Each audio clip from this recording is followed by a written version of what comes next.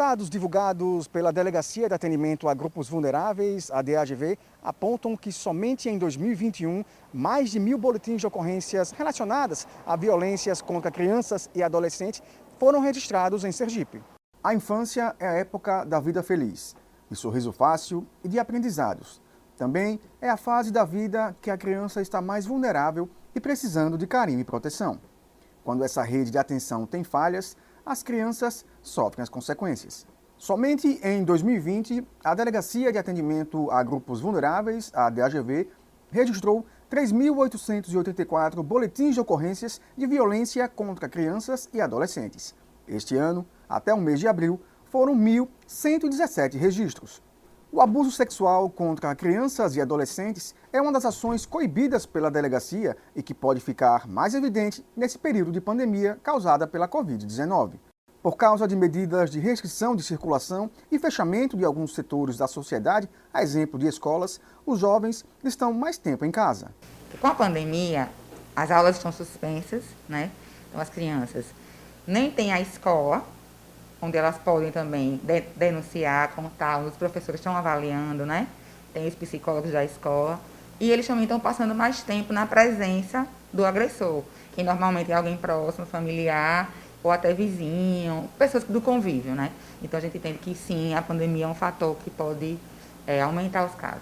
A escola é o lugar de acolhida, né? É o lugar em que a criança se sente tão à vontade, né? Que ela escolhe aquele lugar como um lugar de contar suas coisas. As crianças gostam muito de contar histórias, de chegar e dizer, olha, aconteceu isso, quando elas já verbalizam, né? Quando elas já conseguem expor ideias, elas relatam sobre as coisas da casa dela, coisas que elas viveram. Então, ao passo que as crianças fazem esse processo comunicativo com as escolas, né? Com cada docente, cada professora, isso também vem, né, de volta. As professoras também são pessoas que buscam um vínculo. Esse é um dos principais eixos na educação infantil. É a estruturação de um vínculo entre pessoas, entre os professores, né, cada docente, e a criança, a infância e a sua família.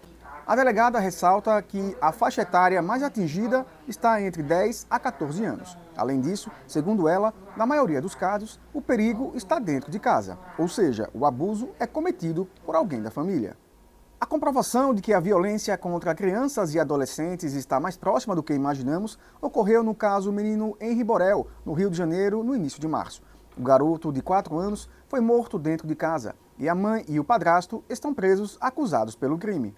Em pronunciamento realizado na Câmara Municipal de Aracaju, o vereador Eduardo Lima se mostrou bastante preocupado com a violência contra crianças e adolescentes. A gente tem visitado os conselhos tutelares e os conselheiros tutelares têm nos relatado que o aumento de casos de abuso sexual nesse período da quarentena aumentou de mais de 35%. A gente percebe que as crianças é o ser mais frágil da sociedade e dentro de casa se encontram os principais abusadores. Sejam parentes próximos ou sejam pessoas próximas à família.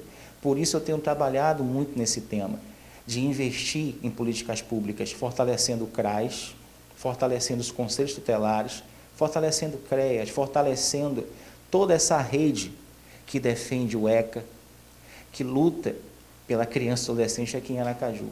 O jovem vítima de violência apresenta alguns sinais que podem ser identificados por pais e responsáveis. É muito comum as crianças e adolescentes que são vítimas diminuírem o rendimento escolar, ficarem mais introspectivas, não querer brincar, não querer sair, né? Terem medo de tudo, retroagir no tempo, por exemplo, uma criança que já tinha saído da fralda, voltar a usar fralda, uma criança que já não mamava, querer mamar novamente, então tem um comportamento infantilizado, né?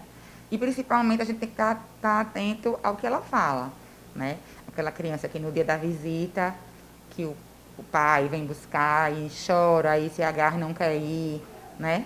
É bom a gente sempre olhar o que a criança fala, conversar, explicar o que pode falar, contar o que é permitido e o que não é permitido, né? Olha, algum estranho fizer isso em você, não é permitido, não faça. Alguém fez isso com você?